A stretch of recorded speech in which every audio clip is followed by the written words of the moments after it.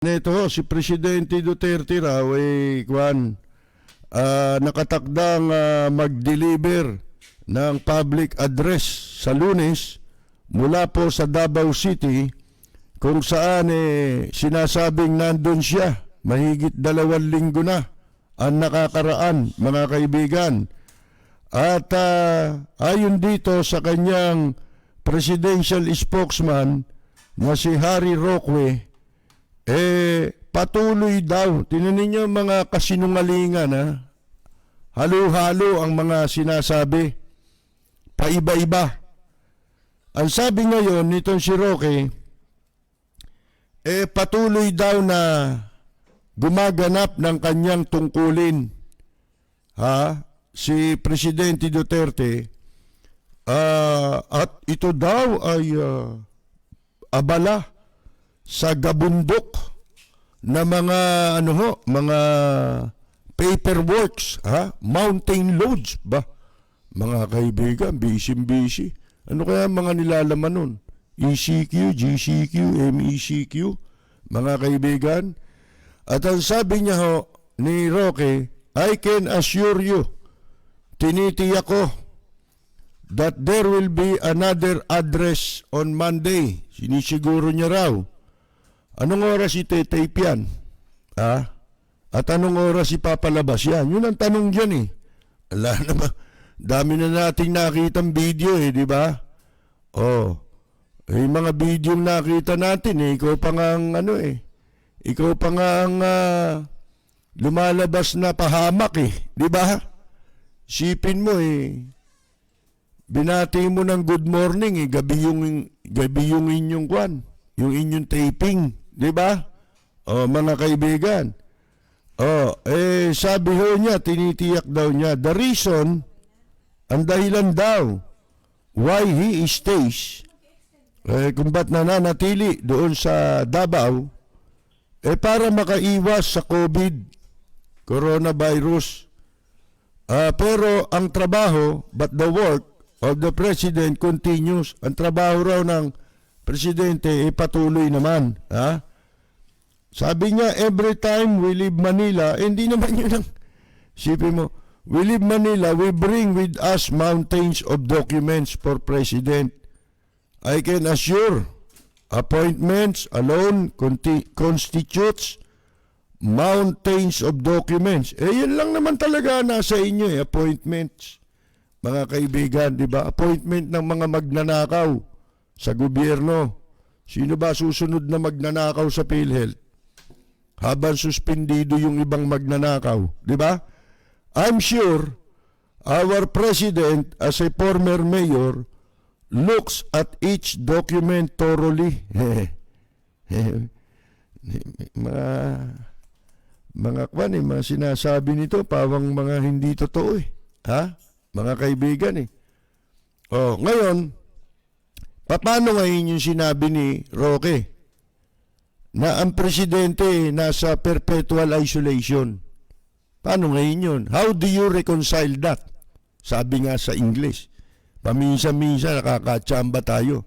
Hindi ba? Paano mong itutugma yung sinabi mo, ikaw mismo ang pahamak Di ba? Yung perpetual isolation, kung yun, uunawain mo sa ibig sabihin ni Roque, indispose ang presidente, mga kaibigan, na walang takdang panahon. Mga kaibigan, siya nagsabi niyan pagkatapos sasabihin mo, totoo, abala sa trabaho, mga kaibigan. Abala sa patuloy na pagtatrabaho. Gabundok ang mga dokumentong pinipirmahan. Sana sinabi mo ano yung mga gabundok na yun. Yung ba yung listahan ng mga yung mga nawawalang pera sa gobyerno? Talagang gabundok yun. Pagka yun ang pinag-usapan natin, mga kaibigan. Pero kung ang pag-uusapan mo, mga investment, wala na Totally, parang naibenta na itong Pilipinas. Kaya parang sinisikap na ano ho, babuhin ang saligang batas natin. Sa Lunes, lalabas daw si Presidente Duterte sa TV. Ang hindi lang sinabi rito kung nakatape. Hindi naman sinabing live eh. Di ba? Sabi lang meron daw address sa Lunes. Pero hindi sinasabi kung live. At saka pag live, may mga ano yan, pamamaraan para masabi mo na live talaga yung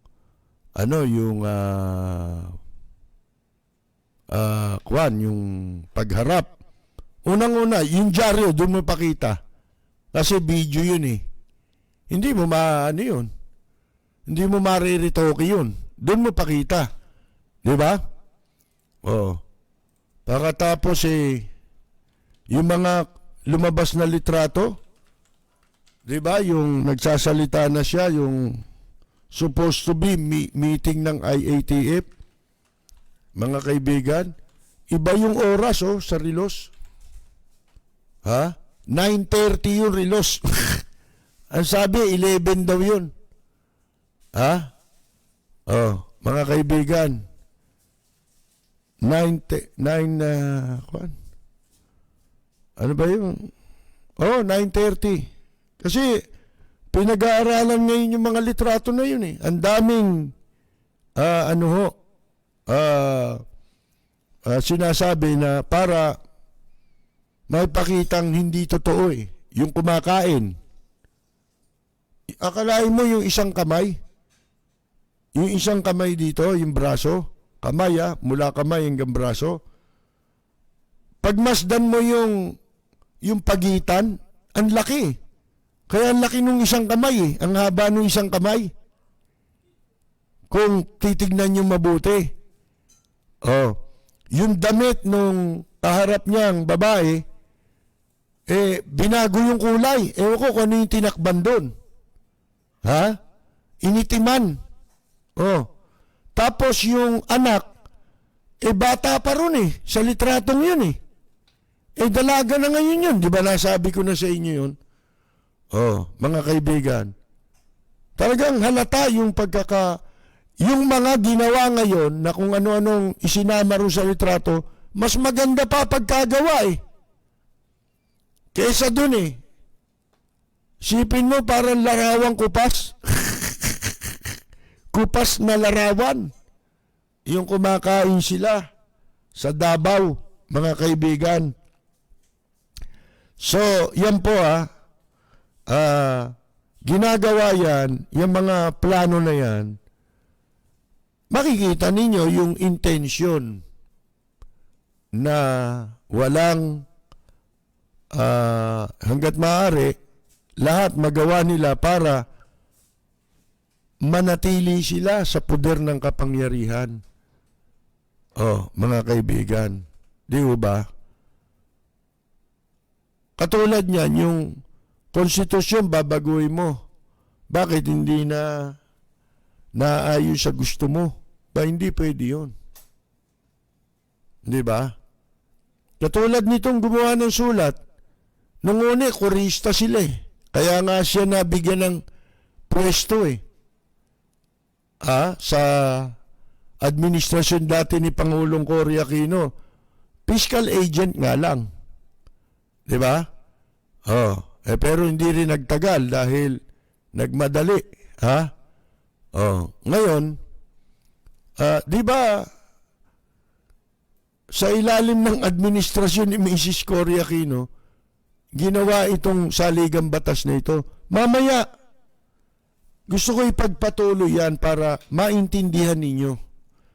Di ba, mga tumatahol ng revolutionary government, nag-uudyok yan Tinitignan nila, wala namang kumakagat, di ba? Pero kaya nila ginagawa ito para maging malinaw. Lalo ngayon, especially ngayon.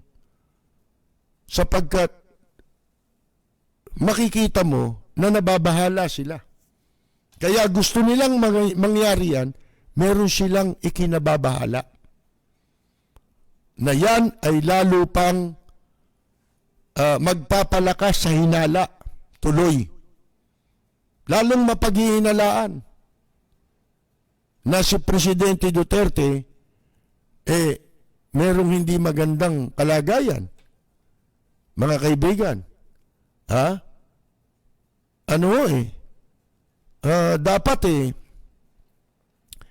taliwas sa sinasabi ni Presidente Duterte na wala tayong pakialam. Meron po. Yun po ang nasa saligang batas. Yung sinasabi nyo, sa bibig nyo lang galing yun. Na kung kailan mo gustong lumitaw, kailan mo gustong umalis, hindi pwede yun. Nasa konstitusyon yan Lalo na kung may pagdududa pagdating sa kalusugan, nasa batas yan. Tayong lahat ay sakop nito. Lalo ang mga nakapwesto. Di ba? Nasa yan? In case of death, permanent disability sa Article 7, Section 8. The Vice President shall become the President to serve the unexpired term. Sa Section 12 ng parehong article, Article 7, in case of serious illness of the President, in case, di ba?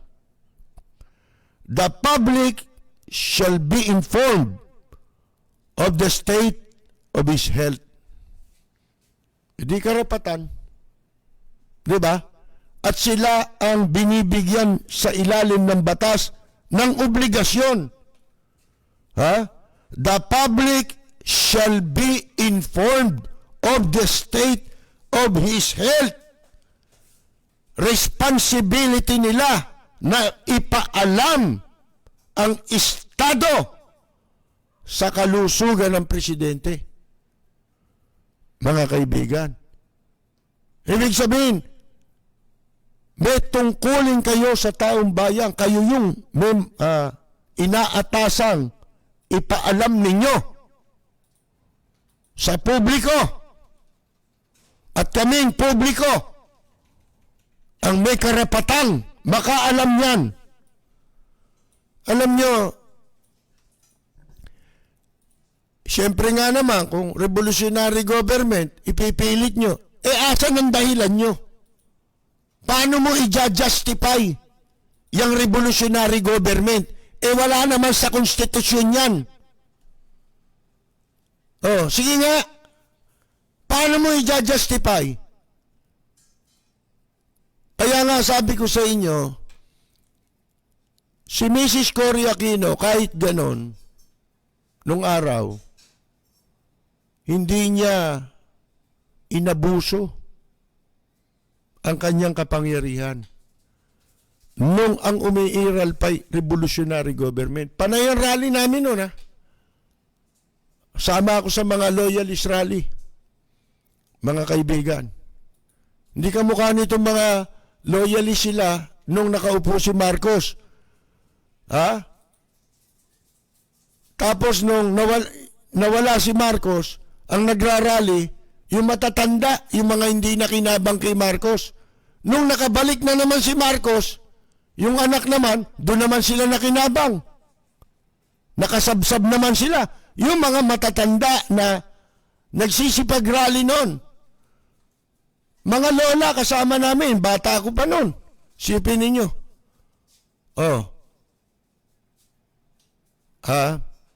Kahit ganon si Mrs. Aquino, yung gobyerno ni Mrs. Aquino noon, hindi nila, ako sinasabi ko kung ano yung ginawang mabuti, kung ano yung ginawang masama. Hindi ba? Kasi wala tayong partido Bakit ako mamamartido? Hindi naman ako politiko. Bakit? Kakandidato ba ako? Hindi naman ako kandidato Kaya wala tayong karapatan. At ang problema nito ngayon, hindi ito tungkol kay Marcos, hindi ito tungkol kay Cory o sa mga Aquino. Ito'y tungkol sa sa ating kapakanang mga Pilipino. Pare-pareho. Ang nakikiloko lang dyan sa mga revolutionary, mga federalismo, sila lang yan. Yung mga makamarcos, nalin lang kayo. Hindi nyo alam, ginagamit yung Marcos Aquino para hatiin ang ating bansa. At madali nilang maisasagawa ang bawat balaki nila laban sa interes ng bansa at ng mamamayang Pilipino. Walang preno kung bumatikos, malalim at makatwirang komentaryo. Mag-ingat ang mga politikong gumagawa ng kalokohan at baka kayo ay tamaan ng Rapid Fire! Julie De Castro, noong snap election, hindi na matanggap ng Board of Canvassers yung pinagagawa sa kanila, kaya nag-walk out sila, kaya malaking issue yun. Robert Adriano Aclaracion. Yan, ito tatapatin ko kayo. Ako, Maka Marcos Ferdinand, yung tatay. Pero, komentarista ako, hindi ko pwedeng ikompormiso ang katotohanan sa politika. Kung ano yung magandang ginawa nila, pwede kong banggitin. Ano yung magandang ginawa nila Cory, pwede kong banggitin. Yung pangit, pwede ko rin banggitin. Diba? Kasi hindi naman ako politiko eh. Hindi naman ako kapartido, kasali sa partido nila. Bakit ako mamamartido? Diba? Sa akin, yung rule of law, doon tayo lahat. Hindi ka magkakamali pag nandun ka sa rule of law. Ang nagkakamali, yung humihiwalay sa rule of law. Yun ang magkakamali, mga kaibigan. Mag-ingat kayo sa mga nagpapanggap. Hindi ba? Kung sino ang nasa panig ng batas, doon tayo. Meron daw nahuling nagiinuman sa Pasay kagabi, kahit na merong curfew, di ba? Eto ngayon, natawag ang pansin ko. Kasi nung isang gabi ko pa gustong tanungin ito eh. Hindi ba merong mga datos na inilalabas ang Department of Health tungkol sa mga nagkakakaso ng COVID? May mga study pa nga kung anong edad, mga gano'n, di ba? Kaya may mga senior di pinalalabas, yung mga junior hindi rin, di ba? Eto ngayon, meron akong tanong. Diyan ba sa mga nagpositibo? Ako, tinanong ko nung araw, nung una pa lang yan. February pa lang eh. Sabi ko, sigurado maliligtas dito sa COVID. Sino? Yung mga taong grasa. Ngayon na lang nila sinasabi ako, February, natatandaan ko pa. Kami pa ni Peter eh. Magkasama eh. Ngayon, ang tanong ko ito, isa pa. Diyan ba, pinag-aralan ba ng mga ospital, ng mga manggagamot, na naglalabas ng datos sa mga nagkakaroon ng karamdaman na yan? Naberipika ba nila kung merong yung mga manginginom, yung mga lasenggo, na nahawahan ng COVID? Bakit mo itatanong yan? Di ba? Kasi puro alcohol na katawan nun eh. Di ba? At saka alam nyo ba yung mga manginginom? Siyempre, sa Tondo, di ba? Sipin ninyo mula umaga dyan, ginuman dyan eh. Araw-araw yun 24/7 yan.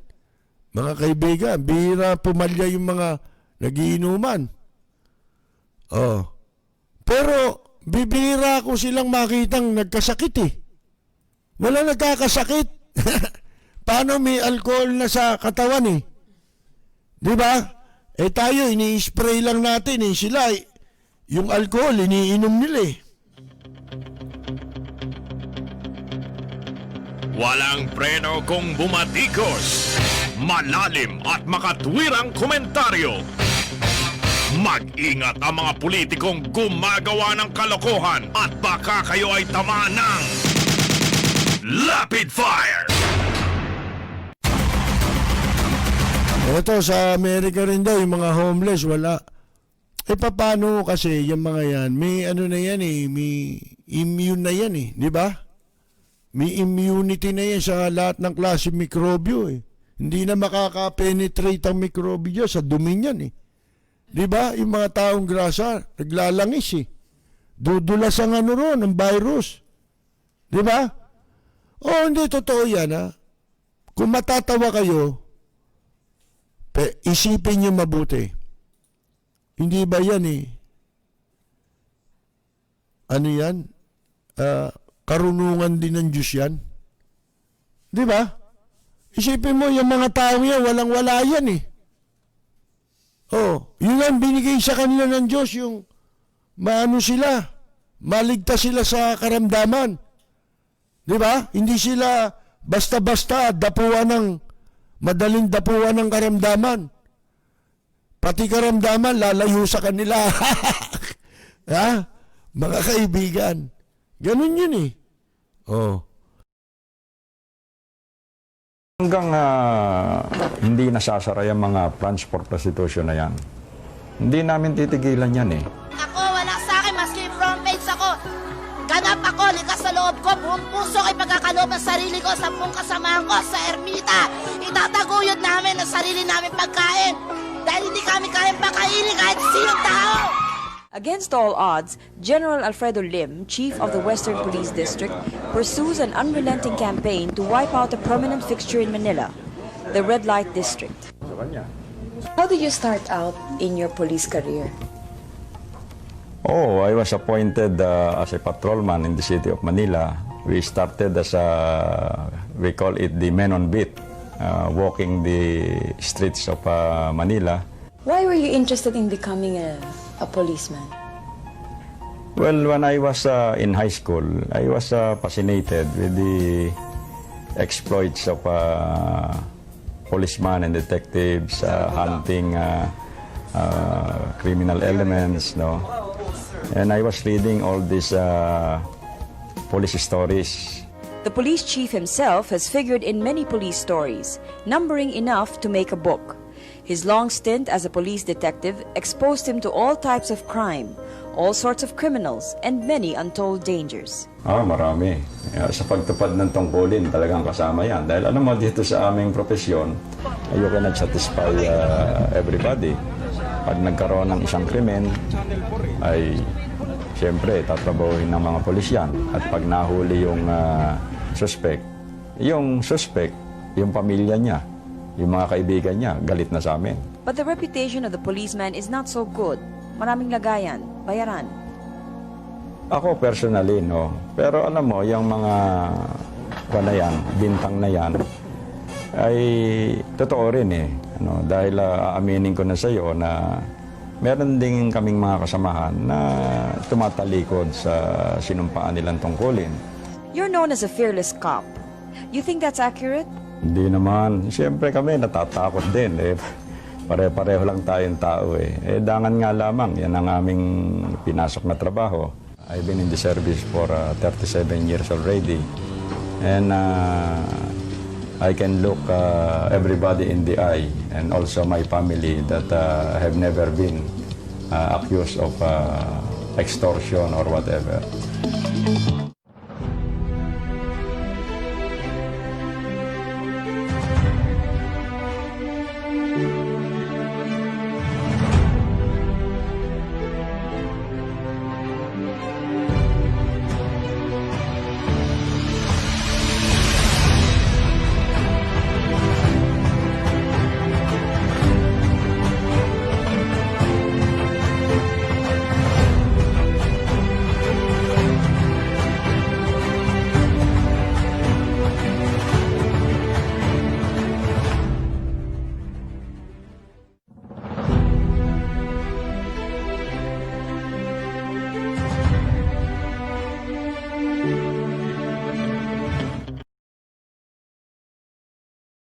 ngayon, meron ho tayong gustong batiin lang dito si Ginoong Elpidio Apalya Sison. Di ko alam kung taga saan si Ginoong Elpidio Apalya Sison. Kasi po, nagulat ako, nag-message siya, nag-comment siya sa ating page. Sabi niya, thank you, you are making me addicted listening to your expose. My late brother, Adi Sison, one time told me to listen to your broadcast. This was in 1991. From time on, I have been listening. Una, pinapasalamatan ko si Ginoong Elpidio Apalya Sison. Bagamat hindi kami magkakilala. Ngayon ko lang siya nakilala dahil dyan sa kanyang comment na binasa natin. Pero binanggit niya yung kanyang kapatid na pumanaw na si Ginoong Adi Sison. Kilala niyo ba si Adi Sison? Alam niyo, ano ito ang kakilala ni Mr. Adi Sison, yung father ko. Ako lately nakilala ko na rin siya. Diyan sa Intercon, paminsan-minsan, pinapasyalan ko yan doon sa kanyang bahay. Opisina rin niya yun, diyan sa may Mandaluyong.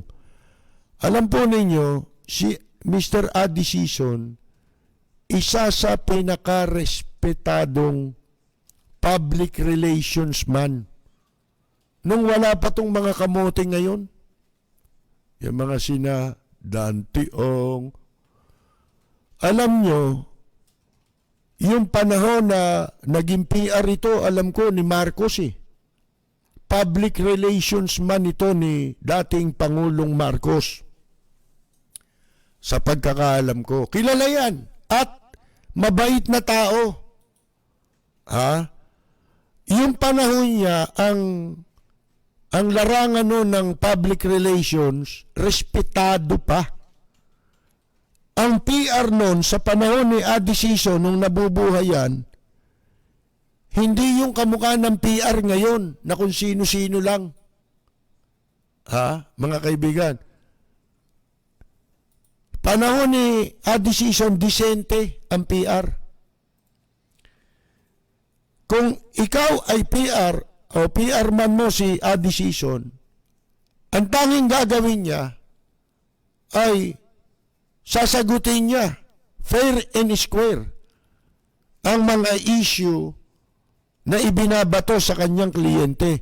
Pero hindi niya sisiraan yung bumabanat sa kanyang kliyente. Ganong kadisente. Ang PR na alam ni Adi Sison noon, marangal na PR.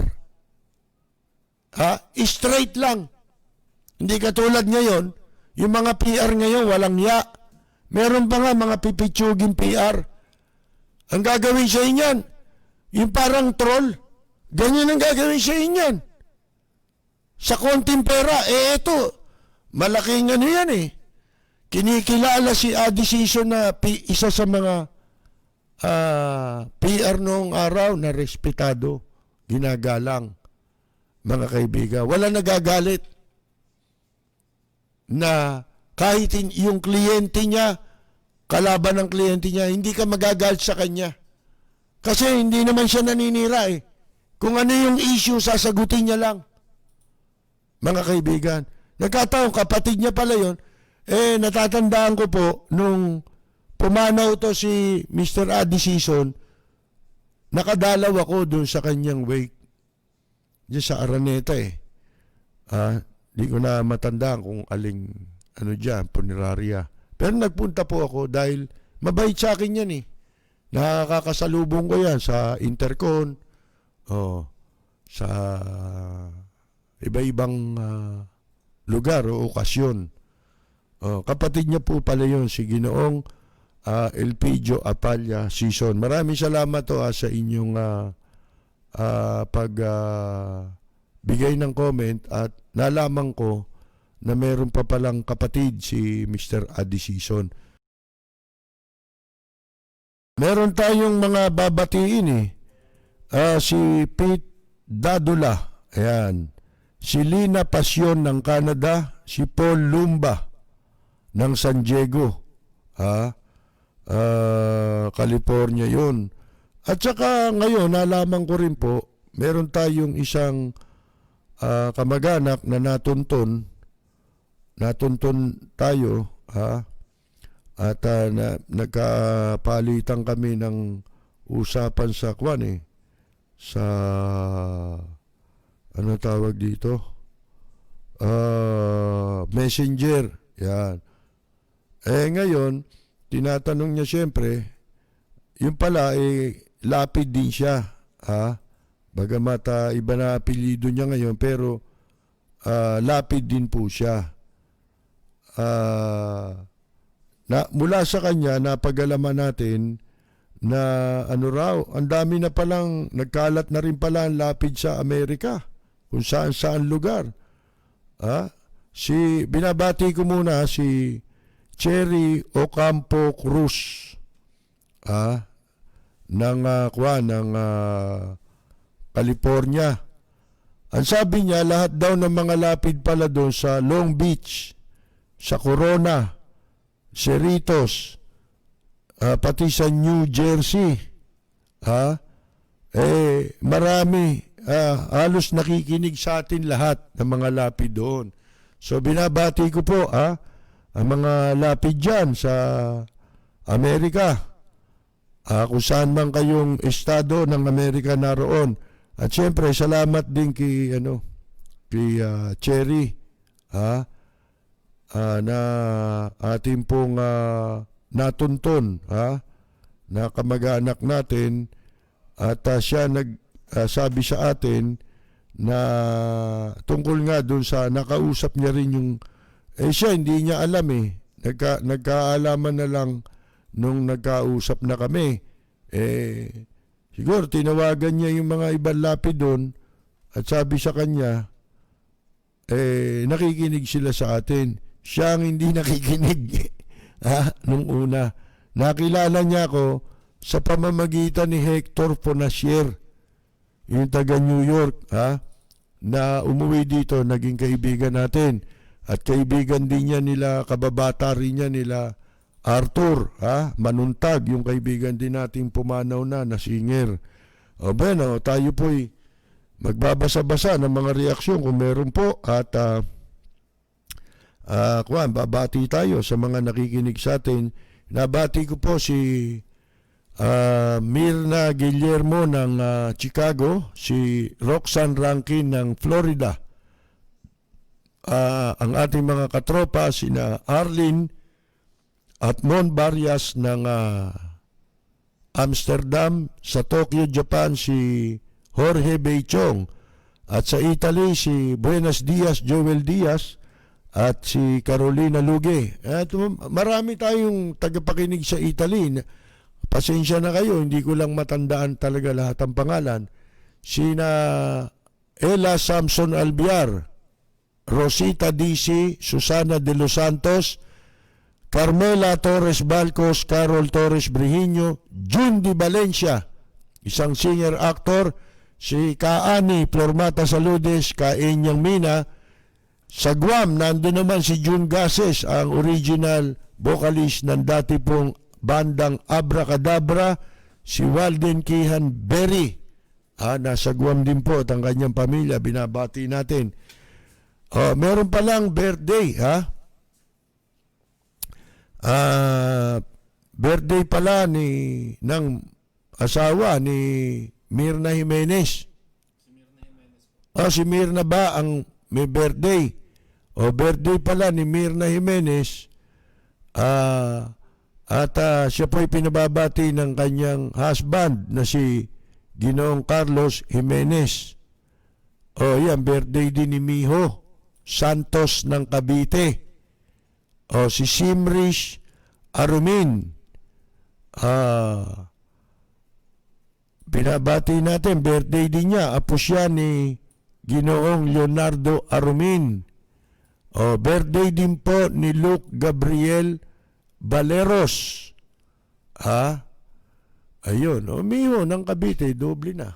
Ha? Birthday ni Mirna Jimenez, Miho Santos, Simris Arumin, at Luke Gabriel Valeros. At dahil birthday nila, narito po ang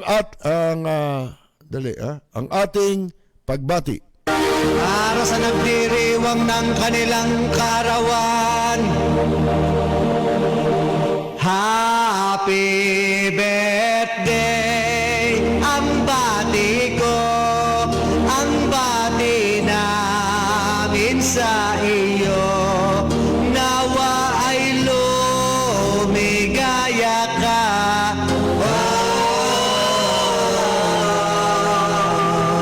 At abutin mo pa sana ang maraming kaarawan. Ito, babatiin natin at random na ho gagawin natin si Jerry Juni ng Vienna, Austria. Si Maria Dolores Santos, De Gia D. Dan, si David Alwin Mendoza, Greg Veluz Jr., Hubert Ivan Pang, Gloria Latorre, Martiniano Santiago, Nixon ng Torres, Val Luga, Hani Liwanag, Wilfredo Constantino, Junior Dal ng California, Miko Buhain from Texas, si Beck Sabignano, Sheria Charlie de Guzman, Gloria, nabati na natin, Gerard Bugarin, Armando Eluna, Fe Almoite, si Fe, isang veteran singer po ito. Kasama namin ito sa Japan, ha? Tsaka si Boy Almoite, yung kanyang husband. Si Alberto Policarpio, Alvin Samson, Jobito Lial, Vic Benipayo Borgaño, Junjumin Akabayo, Herman Gumiran, Kamay Tabasilyo na ating katropa, binabati po natin, mga kaibigan, nasa United Kingdom.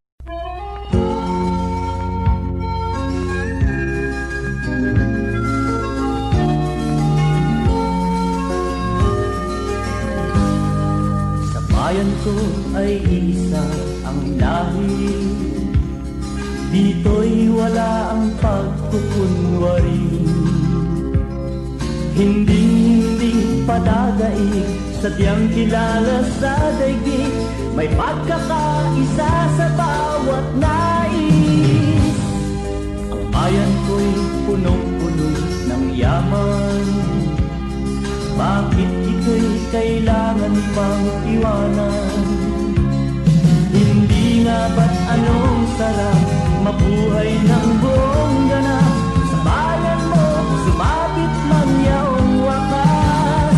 Dito sa bayan ko, lahat kami pantay-pantay. Walang nang aapit, ang pag-ibig ay tunay. Dito sa bayan ko, dito'y makikilala mo ang isang kaibigang nagmamahal sa'yo.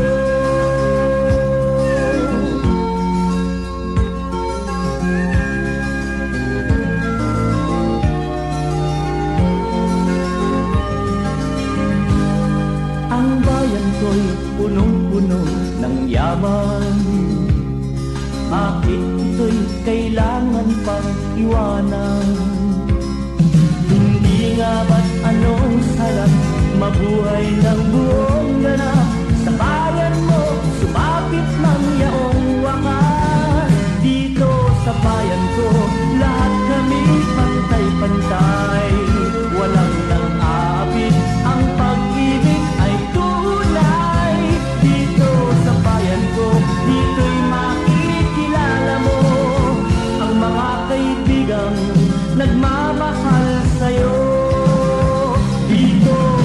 bayan ko, lahat